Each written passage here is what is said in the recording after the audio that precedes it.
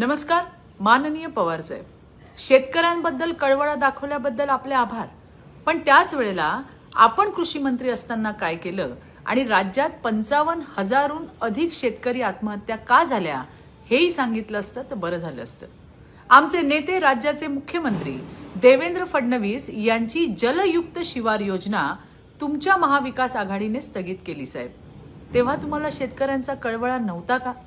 Marathwada water grid स्थगित केली त्यावेळेला तुम्हाला शेतकऱ्यांचा कळवळा नव्हता का?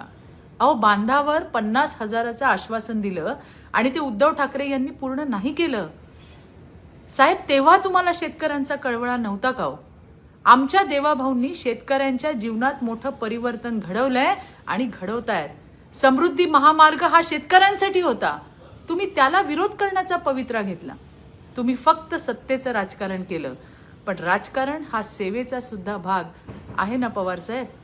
असू द्या, पण आपल्या राजकारणासाठी किमान आमच्या शेतकऱ्यांच्या खांद्यावर बंदूक ठेवू नका, एवढीच नम्र विनंती आहे.